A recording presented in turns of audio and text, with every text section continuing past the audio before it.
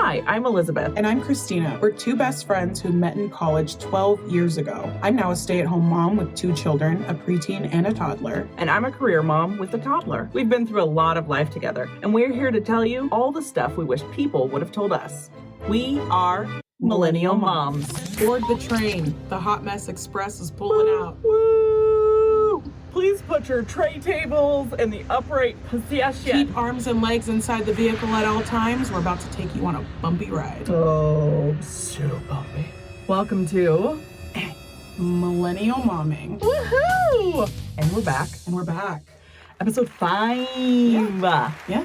Wow. It's been fun. It has been. Have you gotten any more sleep since the last episode? No, in fact, I ended up with 3 hours of sleep again last night.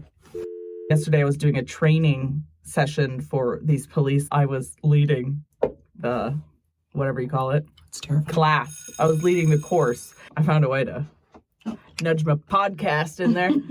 Podcasts? You listen to podcasts? I have one. One of the guys was like, stop lying. I do. I said, Get your phone out right now. I did. I showed him, and he was like, oh, okay. So you're like legit. They said they'd listen. They're not going to listen. But it's cute. They're a bunch of men.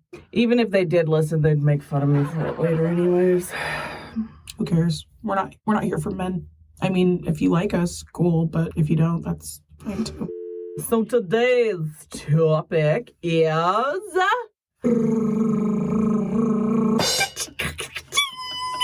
Okay.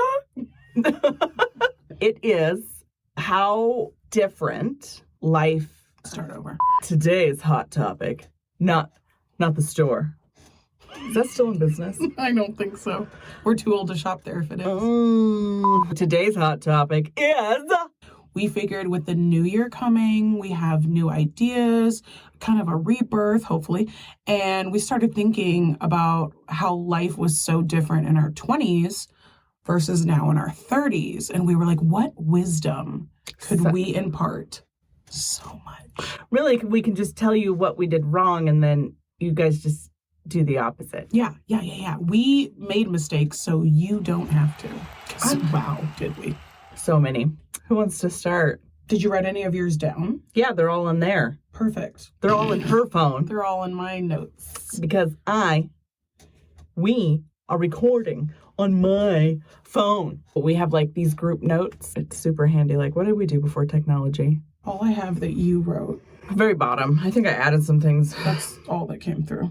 Yeah, That's good. So she has one idea. Why don't you go ahead and start us off with your not even a full sentence? Well, I quickly ran to the store before I came here, and I saw my reflection fleeting by. The old me would have gone back, looked at my reflection, and then, ooh, I don't like how I look right now, or I would have fixed my dress. Who knows? I might have been like, ooh, you look good. But I feel like now, since I'm older, I take one good look at my like full body view, get that one image in the morning, be like, girl, you look good. And I just have it carry me throughout the entire day. Because in my mind, I still look good. Whatever. I got brains. I don't need to look hot. I'm married. I'm married. What do I care? Exactly. I just got to look good for him. I still try to look good and smell good. Almost 10 years in, and I'm still trying to look good for it. That makes one of us. I only spray perfume when I want Randy's attention. I smell something. What do you want? You smell good at all times. They do say that you should put perfume on every day. I feel like that's very old school. I splash it on myself all the time. Splish, splash. I've elevated from cucumber melon to... I'm I don't even know. Moonlight Madness. I don't know what Dances with Wolves? Yes. I bet that's an interesting scent. Smell. It is. It smells like dog pee and wet fur. That is exactly what you smell like. Thank you. It's my husband's favorite scent that I wear. It really turns him on. It's pheromones. They do say that like your natural scent is full of pheromones and supposed to turn people on. I haven't had any luck with it, but yeah, no, because he'll be like, ugh. When did you last take a bath? You're like, it was a week ago. Why Yeah, are it was you a week, judging me? sir. I'm not busy. I'm busy. I'm not. I have a hobby. What do you I'm think this is? not due for another thorough bathing for at least another 2 weeks. So put up with the stench. If you think I'm going to sniff you, you've got another thing coming. So that was my thing. Stop being critical of yourself. It's not worth it. So what's yours? Okay, this was a big one that I learned in my 20s, and I think we can all relate to this. Love is not enough to sustain a relationship. When I say that, I mean you can love somebody to the ends of the earth. Does not mean that you guys are good for each other, that you guys have a healthy relationship. You need communication, respect, and most importantly, you need to choose that person every single day. Every single day it's a choice. I don't care what anybody says. I don't care, what kind of issues you're having in a relationship. Regardless, you have to make a choice, especially when you've been in a long-term relationship. Oh, for sure. There are days you do not even like your partner. There are days you want to punch them in the face. And you can't just walk out and leave. No, because you love them. In my early 20s, I would just throw in the towel. Yeah. Something wasn't going right. I'd be like, I'm out. Yeah. And when you're in a long-term, in a marriage, especially when you have made vows, in my opinion, allegedly, when you have made vows, it is a choice that you're making every day. You're going to wake up and choose to be with the person that you took vows with. Even a long-term relationship, you're choosing this person. It may not be a good day. They might be getting on every last one of your nerves. They might have not taken the trash out, Randy. But you choose them every day, and it's not you're just going to go off and find somebody else. It's like, no, I guess I'll keep you. I guess I'll stick around. But I made a lot of mistakes. I would say that I've been in love 4 times. Okay, my whole life, 4 times. I'm 33. And while to this day I still said, yes, I did love that person, we were not good for each other. We did not bring out the best in each other. We did not have the same goals in life. We did not have the same views in life. And sometimes it just doesn't work out. It just doesn't. It doesn't mean you didn't love that person, and it doesn't take away from the love that you had. But love is not going to get you to 90 years old and celebrating your golden anniversary. It's just not. You have to have so much more for that person than, oh, I love them. Like, are they good for you?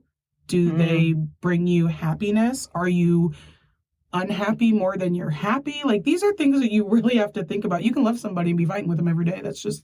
Also, like, I see my future with them, but, like, do you see your future with them? Because future is a long time, guys. So long. I genuinely, I think that's what got us through any rocky parts with our relationship was, do you see yourself with anyone else in the future? And I was like, nope, because I'm very easily annoyed by humans, and he doesn't annoy me. So I was like, it's you or nothing.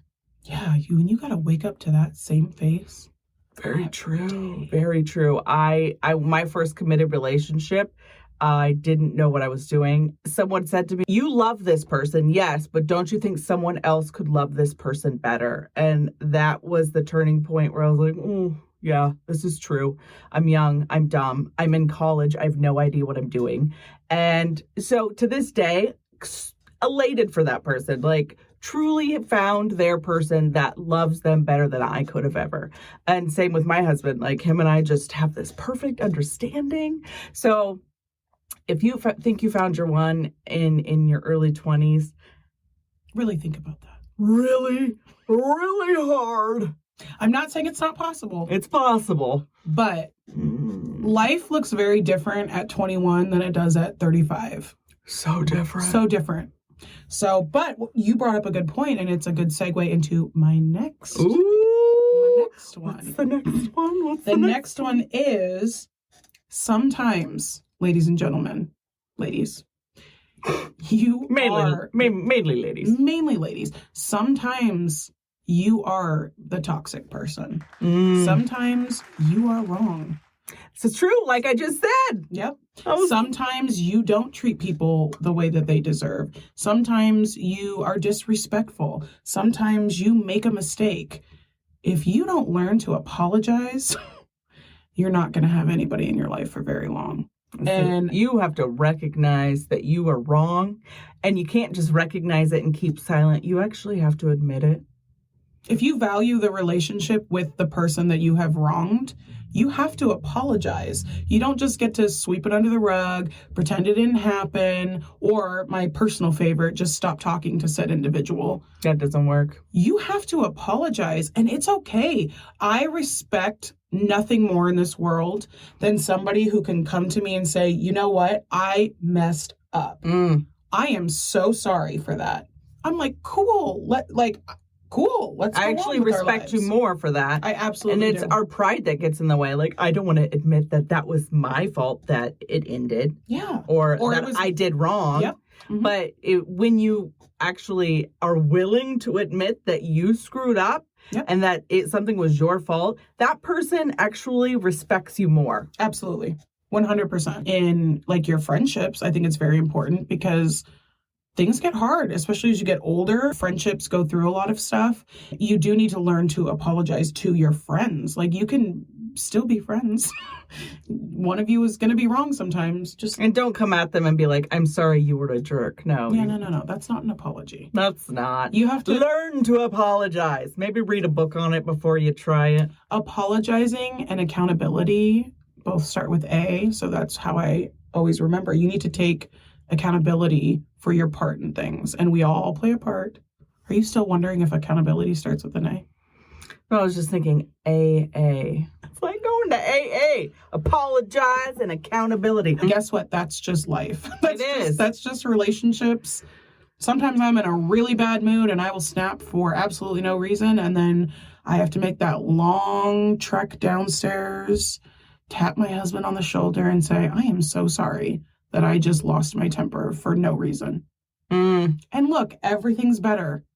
But when you just stomp around and storm around and be passive aggressive and slam cabinets and act like you're perfect, you're never. Or you want them to like ask what's wrong. Get over that. Get over it. Yep. Like, don't ever wait for them to ask what's wrong, because Or like, are we good? No, we'll be good when I have apologized or you have apologized. I hate that whole like, okay, so we're good now, right? Did you apologize? Are we going to talk about it, or are we just going to get mad and then sweep it under the rug? Nothing gets resolved from that. No, it We'll does have not. the same fight in another 2 months, 6 months, 9 months. Oh, this is so true. Resolve it, because it's going to come back 2 months later, but it's going to be stronger. Yep. And then it's like, And then you're just sweep it gonna- under the yep. rug.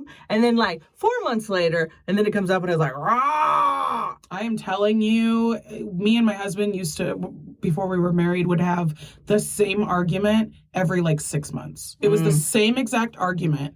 And after, I don't know, 3 years, we were like, are we still arguing about this? Like, we're still having the same argument?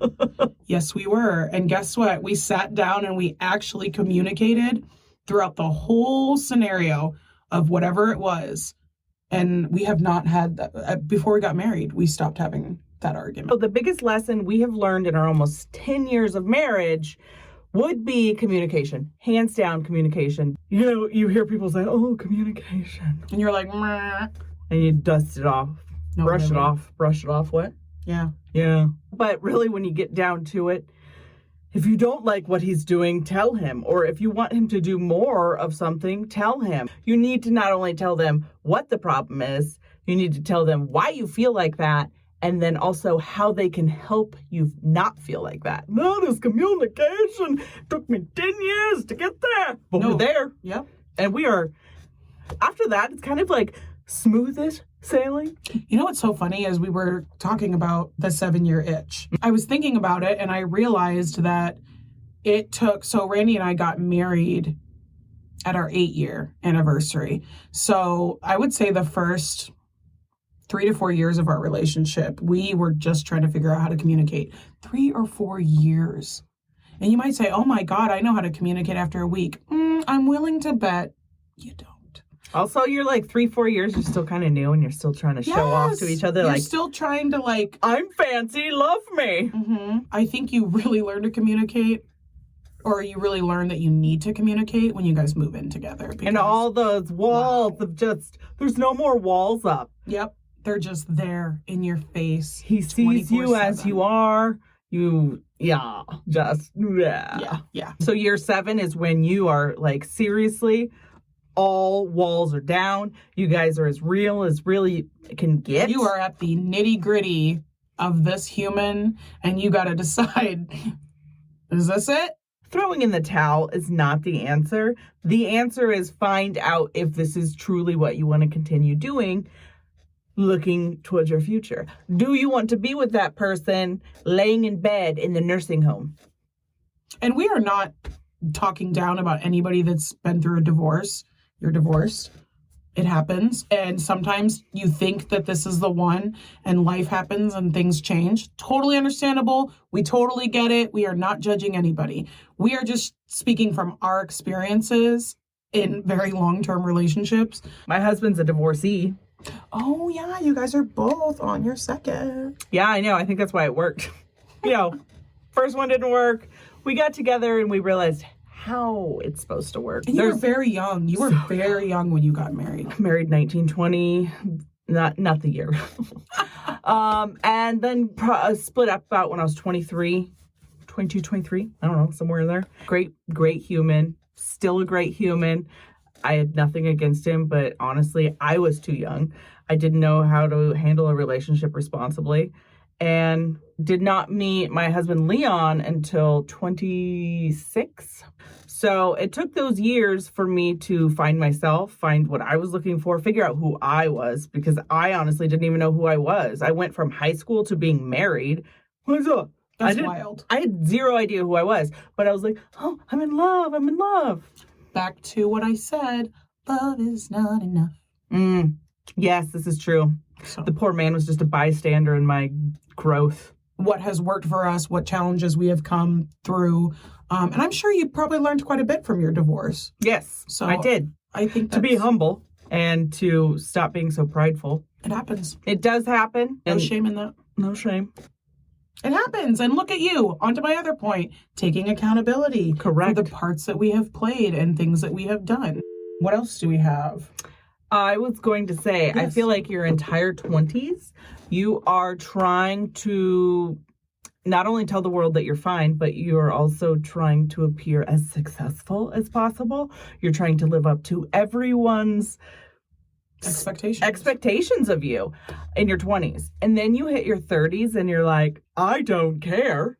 I am who I am. And so I'm just going to go from that and grow. I'm no longer trying to make people think I'm somebody amazing that I'm not. Like, here I am. Yeah. Yep. 100%. 30s is very eye-opening and relieving. When people talk about turning 30 and then it's tragic and all that stuff, no, it is not. It is the most amazing weightlifting feeling to turn 30. It's not like, oh, at 11:59, countdown to change. You'll probably be crying. I mean, we all were, but... I was giving birth. So that's right. She was due on my 30th birthday. Happy birthday to me. I think once you turn 30, life just gets better from there. I'm telling you. Don't fear the 30. Also, men, for the most part, they get better looking. My husband, woo! It's true. It's so true. He is 39 and he has never looked better. I promise you, woo! It's not hard to be attracted to him. He could be a model. What else we got? Not everybody that comes into your life, especially in your 20s, is meant to stay. Correct. You find friendships in your 20s and they mean the world to you at that time. And you think you're going to be best friends forever. Sometimes you do. I have my friend Chrissy. I've been friends with her since I was 18. Wow. I mean, a long time. But then people come and go. And I've really learned to not be sad when things end. I think people come into your life for a reason, and maybe they are what you needed at that moment in your life. Maybe they were there to teach you a lesson. Maybe you were there to teach them a lesson. But not everybody, you don't stay friends with every single person that's in your life until you die. That's just not life. It's not realistic. Not. People grow, people's priorities change, people move in different and opposite directions. It is sad, and I think it's important to mourn friendships that, you no longer have, but it's also really important to just let things be Well, you slowly get further and further apart because they've found their path on life and you found a separate path in life. And it's really weird just who sticks. You know, I've got her. We both have Jonathan. He's funny. He's our best friend. We keep him around because he entertains us. No, he really is an amazing friend. And we have him from college. And I have a friend who she's actually my neighbor. But we went to high school together. We weren't really that close, but now that we're older, we realize, wow, we really are alike. And she watches my child. She helps raise my child. It's weird how life just works out. I've traveled all around the world, and the fact that I've like come back around full circle. And I think it's important to just like let life flow. With certain friendships, you might go through some things where you guys separate for a little while, and maybe down the road things change, or you know, you change as a person. Those things are fine too. Like, just whatever it is, whoever brings you peace and joy and happiness and laughs, keep those people around you. Don't keep the people around that suck the life out of you. That's the other thing in your 30s. Oh my goodness. You find those people who just latch onto you and then they just suck the life out of you. Be very careful of how you feel and your energy after you hang out with people. Because if you are feeling drained, tired, exhausted, irritated, maybe those people are not for you, because I know I have been there. It just got to be that it was the negativity or whatever. It's draining. It's literally draining on your energy. And in your 30s, you don't have much energy. So you have to be careful who you give it to. Yeah. Not everybody's meant to just be friends forever. This is true. We are very busy people. And so I choose to give 2 hours of my life to you a week. Yay. How cute. Here's another one. I'm ready. Live unapologetically. That means do what makes you happy. It doesn't matter what anybody else feels or anybody else thinks. I feel like I didn't really start growing in my life in my 30s until I came to the realization that everybody's thoughts and ideas of me literally had no impact on my life. Literally. Oh, you don't like me? I'm sorry. I don't care. In your 20s, you're like, oh, friends, I need them. No, you don't. And if someone doesn't like you, why? Why don't they like me? I'm adorable. I'll be honest with you, I never cared. She didn't. I was probably more like that. But a lot of people are. I just never cared. I didn't care if people liked me or didn't like me, because I spent most of my teens hating myself.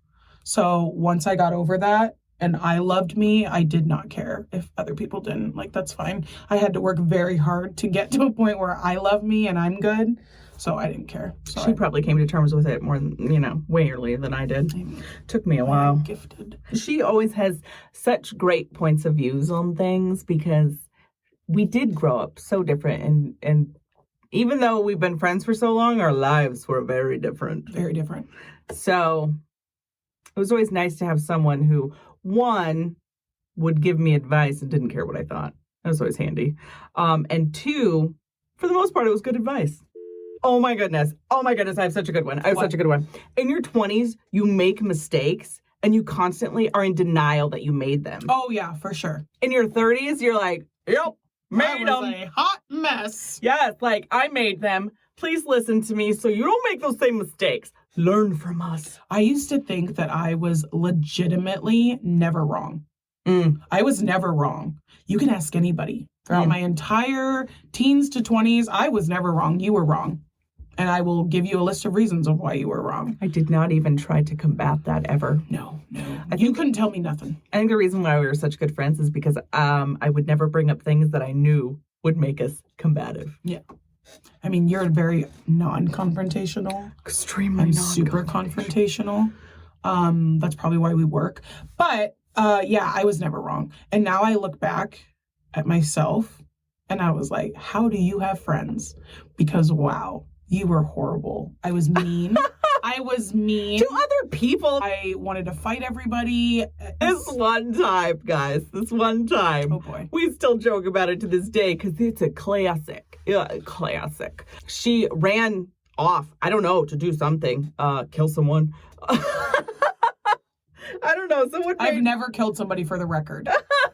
Okay, she ran off to teach them a lesson. That's I good. think they had made her angry. I grabbed onto her and I was like, couldn't think of anything. Because, like, hello, Miss Non-Confrontational over here has never been in a, like, even my divorce ended friendly. So They took a selfie at the courthouse. we during their did. divorce. We're like, it's a divorce. But like, to set the scene, you're a very small person. Oh, very small. She's very tall. I'm very tall. I'm broad-shouldered. I look like a linebacker. That's just the way it is. And I look like an elf. Yeah, like yeah. And I was like dragging onto her, just like, and she's like, raw, like the Hulk. And I'm like squeaking along behind her. And I couldn't think of anything. And I was like, think of your future.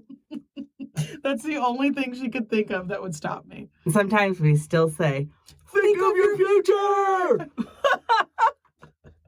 And here we are, thinking of our future. So obviously I thought about my future. 10 years later, here we are telling that story. Did not see that coming.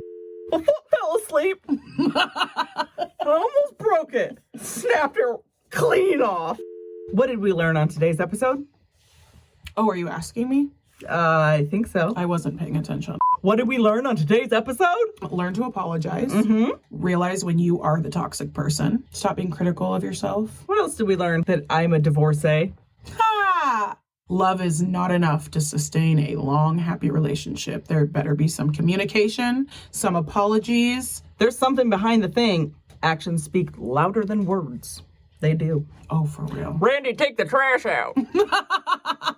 We've taught you everything we did wrong in our 20s and everything we're trying to do right in our 30s. We just want you to learn from our mistakes. Do we still make mistakes almost on a daily basis? Yeah. You betcha. Mm-hmm. But you know, we're more aware of it now. All right, we'll catch you next time. Salutations.